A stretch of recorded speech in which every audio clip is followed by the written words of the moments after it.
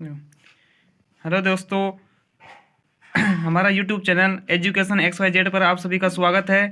यदि आपने हमारे यूट्यूब चैनल को अभी तक सब्सक्राइब नहीं किया है तो सब्सक्राइब कर लीजिए और ज़्यादा से ज़्यादा लाइक और शेयर कीजिए, जिससे कि बीएड से संबंधित सभी इम्पोर्टेंट वीडियो आप तक समय पर पहुंच सकेंगी।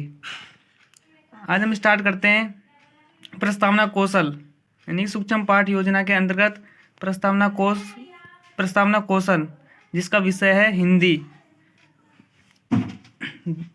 देखिए, सबसे पहले आपको बोर्ड एंट्री करनी होती है इसमें प्रस्तावना कौशल के अंदर, जिसमें बाएं तरफ दिनांक लिखी जाती है और उससे नीचे कक्षा, और मिडिल में सबसे पहले कौशल का नाम प्रस्तावना कौशल, उससे नीचे विषय लिखा जाता है और उससे नीचे प्रकरण। देखो, प्रकरण को इन्वर्टेड कोमा के अंदर लिखा जाता है।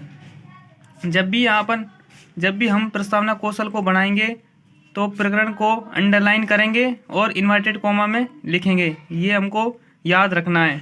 और उसके सबसे दाएं साइड में कालांश लिखते हैं। जो भी क्लास आप फर्स्ट लिख दीजिएगा, इसमें लिख नहीं रखा है। जो भी कालांश से संबंधित वो आवाज़ होती है तो फर्स्ट डाल दीजिए। समयावधि सूक्ष्म पाठ योजना माइक्रो टीचिंग की जो समयावधि होती है वो 5 से 7 मिनट होती है। तो हम आज स्टार्ट कर रहे हैं हिंदी दिवस। प्रकरण है इसका हिंदी दिवस। प्रस्तावना कौशल में क्या होता है कि आप जिस भी टॉपिक को बनाना चाहते हो उसको आप पहले ध्यान में रखिए, क्योंकि सबसे पहले आपको क्वेश्चन इस प्रकार से होना चाहिए कि जिसका जो आंसर हो उसी से आपको क्वेश्चन बनना चाहिए। इसमें पहला जम्बर की तरह चलता है कि एक जिसका आंसर आया उसी को उठाकर आपको क्वेश्चन बनाना है, फिर जो आंसर आएगा उसी को लेकर आपको फिर उससे क्वेश्चन बनाना है। तो आपको सबसे पहले इस प्रकार से एक सारणी बनानी है, जिसमें आपको लिखना है, यदि आप छात्र अध्यापक है तो लिखेंगे छात्र अध्यापक क्रिया, यदि छात्र अध्यापिका हैं, यदि आप फीमेल है तो लिखेंगे छात्र अध्यापिका क्रियाएं, और राइट साइड लिखेंगे छात्र क्रियाएं। यानी कि आप छात्र अध्यापक हैं या छात्र अध्यापिका हैं तो आपको सबसे पहले इसमें क्वेश्चन पूछना है, उसके बाद में छात्र अपना जवाब देंगे। तो इसमें पहला क्वेश्चन है, हम किस महाद्वीप में निवास करते हैं? हम किस महाद्वीप में निवास करते हैं? तो छात्र क्रिया में आएगा एशिया महाद्वीप। यानी कि जब भी आप क्वेश्चन पूछोगे आप किस महाद्वीप में निवास करते हैं तो छात्र आंसर आपको देंगे एशिया महाद्वीप में निवास करते हैं। आपका दूसरा क्वेश्चन है, आपका देखो प्रस्तावना कौशल में आपको एक चीज़ ध्यान रखनी है कि आपका जो आंसर होगा, जो आपका जो फर्स्ट क्वेश्चन का जो आंसर होगा, दूसरा जो क्वेश्चन है आपका फर्स्ट क्वेश्चन के आंसर से स्टार्ट होना चाहिए। प्रस्तावना कौशल में आपको ये चीज़ सबसे इंपॉर्टेंट ध्यान रखनी है कि आपका जो फर्स्ट क्वेश्चन है उसका जो आंसर होगा उसी से आपको सेकंड क्वेश्चन स्टार्ट होना चाहिए। जैसे मैंने बोला कि हम किस महाद्वीप में निवास करते हैं, तो आंसर आया एशिया महाद्वीप। अब आपको दूसरा क्वेश्चन एशिया महाद्वीप से बनना चाहिए, एशिया महाद्वीप के किस देश में निवास करते हैं, या एशिया महाद्वीप के अंतर्गत कौन से देश में निवास करते हैं? तो छात्र क्रिया में आएगा भारत। यानी आपसे क्वेश्चन पूछेगा सेकंड कि एशिया महाद्वीप के किस देश में निवास करते हैं, तो छात्र आंसर देंगे भारत में।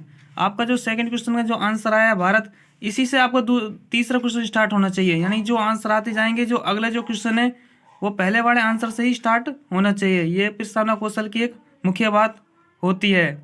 इसके बिना आपका कौशल खराब हो जाएगा या गलत हो जाएगा। तो आपको इसी प्रकार से प्रस्तावना कौशल को बनाना है।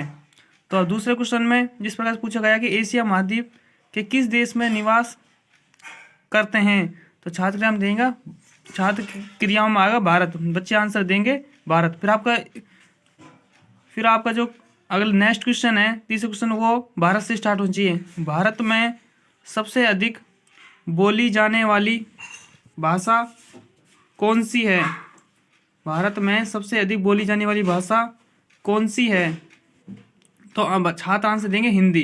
देखिए, आपको सबसे पहले आपको प्रकरण पता होना चाहिए प्रस्तावना कौशल में कि आपको कौन सा आपको उद्देश्य कथन कौन सा बनेगा, मतलब कि आपका जो सब्जेक्ट आप क्या पढ़ाने वाले हो हिंदी। तो आपको पीछे से क्वेश्चन स्टार्ट करके आपको अपने टॉपिक तक लाना है। क्वेश्चन को इस प्रकार से अरेंज करना है कि अपन को जिस चीज़ पर बनाना चाहते हैं वहाँ तक आपका क्वेश्चन आ सके। जैसे अब आ गया हिंदी, भारत में सबसे अधिक बोली जाने वाली भाषा कौन सी है? तो छात्र आंसर देंगे हिंदी। अब आपका जो नेक्स्ट क्वेश्चन है, प्रश्न क्वेश्चन जो नेक्स्ट क्वेश्चन है वो फिर हिंदी से स्टार्ट होगा कि हिंदी भाषा को बढ़ावा देने के लिए हम कौन सा दिवस मनाते हैं? हिंदी भाई अपना जो प्रकरण है वो क्या है? हिंदी दिवस। तो हमको इस प्रकार से क्वेश्चन को आगे से अरेंज करते हुए लाना है कि वो हिंदी दिवस तक पहुंच गया कि हिंदी भाषा को बढ़ावा देने के लिए हम कौन सा दिवस मनाते हैं। तो छात्र क्रियाओं में आएगा हिंदी दिवस, यानी कि जो छात्र आंसर देंगे वे हिंदी दिवस मनाते हैं। उसके बाद आप पूछोगे कि हिंदी दिवस हम क्यों मनाते हैं? भाई आपको उद्देश्य कथन हिंदी दिवस से संबंधित है।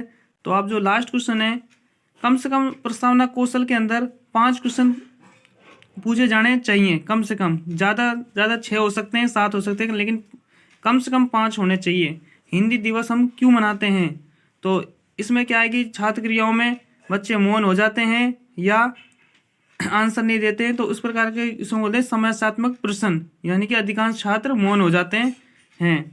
तो आपका जो उद्देश्य कथन है वो बनेगा कि आज हम हिंदी दिवस के बारे में विस्तार पूर्वक अध्ययन करेंगे, कि आज हम हिंदी दिवस के बारे में विस्तार पूर्वक अध्ययन करेंगे।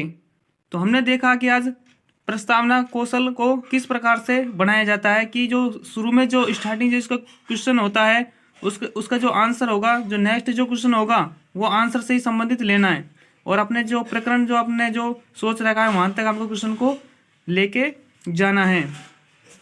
तो कम से कम आपको इसमें 5 क्वेश्चन तो रखने ही होंगे प्रस्तावना कौशल में, और लास्ट में जो उद्देश्य कथन होगा उसको नीचे लिखना बहुत ज़रूरी है। जैसे इस प्रकार लिख रहा है कि आज हम हिंदी दिवस के बारे में विस्तार पूर्वक अध्ययन करेंगे। तो आज की वीडियो में बस इतना ही। हमारे वीडियो को ज़्यादा से ज़्यादा शेयर कीजिए, लाइक कीजिए, और अभी तक आपने हमारे चैनल को सब्सक्राइब नहीं किया है तो सब्सक्राइब कर दीजिए, जिससे कि आपको जो आगे बनने वाली वीडियो समय पर आपको तक पहुँच जाए और आप इसका उपयोग कर सकें। धन्यवाद।